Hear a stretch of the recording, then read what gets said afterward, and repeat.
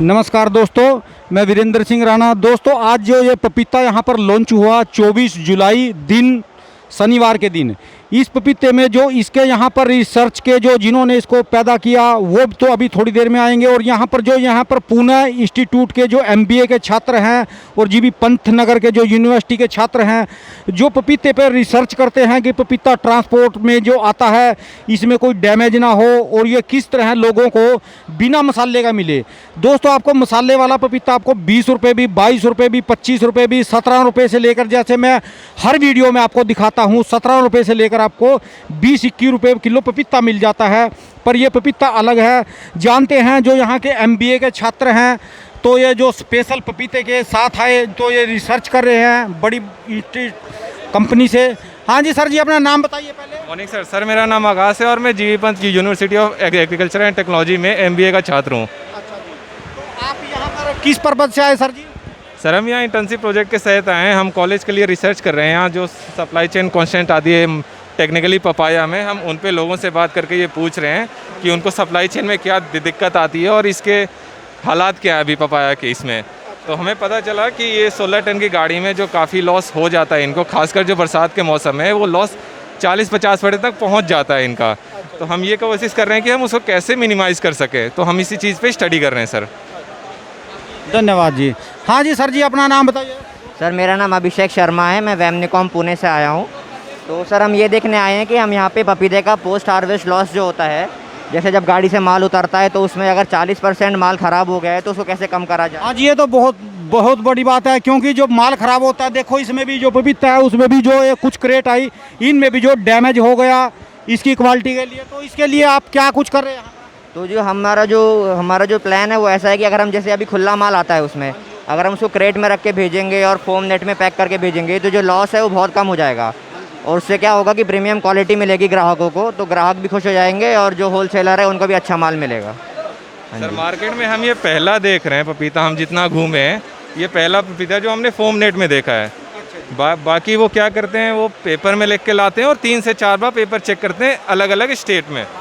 तो हम ये देखना चाह रहे हैं कि ये फोम नेट से अगर कुछ ऐसा एडवांटेज है तो हम उन्हें कन्विंस कर सके कि आप भी फोम नेट में लेके आइए। तो अगर आपको प्रीमियम प्राइस इसका मिलता है, प्लस ये ऑर्गेनिक और बिना मसाले वाला है, तो इसका भी एक फ़ायदा है सर।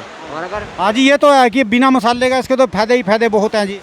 और फोम नेट का ये भी फ़ायदा है कि आपका लेबर का काम कम हो जाता है। जैसे आपको अभी 3 बार पेपर बदलना पड़ेगा इसमें, अगर फोम लगाए तो आप सीधे यहाँ से निकाल के आगे उसको भेज सकते हैं, आपको बदलने की ज़रूरत नहीं है, तो आपका लेबर का खर्चा भी बच जाएगा उसमें। सर जी, वैसे तो पेपर भी अब मार्केट में बहुत कम मिलता है, क्योंकि मोबाइल का ज़माना है। पेपर भी वैसे लोगों ने लेना कम कर दिया, अखबार को कम पढ़ते हैं, तो इसलिए उसकी भी वैसे रेट अब तो जो ये पेपर है। दोस्तों, ये बता दूं कि जो आज़ादपुर मंडी में ये पेपर होता है ना, जिसको आप अखबार में रद्दी में बोलते हो, ये यहाँ पर 40 रुपये किलो मिलते हैं।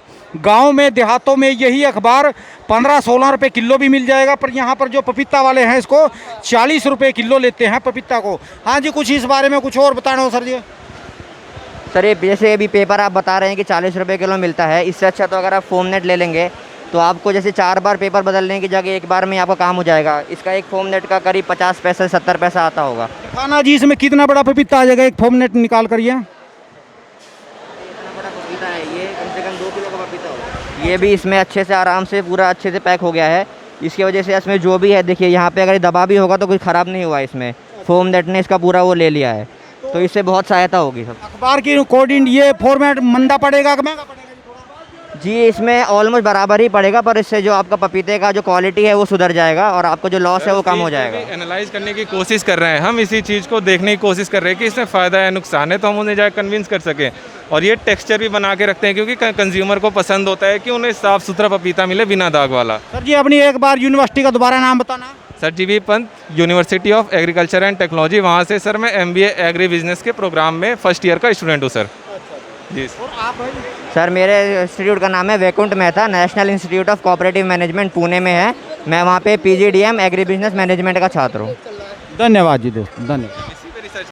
हाँ जी दोस्तों, और क्या बोल रहे थे आप, इसके बारे में क्या मैसेज देना चाहते थे? सर मैं ये कहना चाहता था कि जैसे हम अभी रिसर्च कर रहे हैं, इसमें अगर हमारे को मंडी के जो व्यापारी हैं वो हमारा सहयोग करेंगे और हमको सही जानकारी देंगे, तो इससे हमको क्या मतलब फ़ायदा होगा कि हम सही जानकारी, हमारे जो प्रोफेसर हैं वो सब इस पर रिसर्च करेंगे और उससे इंटरनेशनल मार्केट में जो मतलब माल जाएगा, जो एक्सपोर्ट होगा, उसमें बहुत सारा प्रॉफिट होगा, जिससे कि जितने भी मंडी के व्यापारी हैं उनको भी बहुत सहयोग मिलेगा।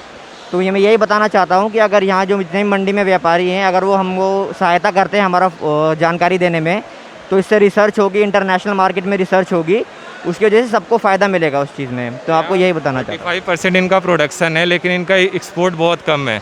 तो हम ये बात पता करना चाहते हैं होलसेलर्स की मदद से कि हम मतलब कि जानकारी जुटा के हम अपने प्रोफेसर को देंगे, वो इस चीज़ पे स्टडी करेंगे और देखेंगे कि हम अपना एक्सपोर्ट कैसे इंक्रीज़ कर सकते हैं और इंटरनेशनल मार्केट में इंडियन पपाया की क्या मतलब जगह बन सकती है, एक मतलब स्ट्रॉन्ग प्लेस।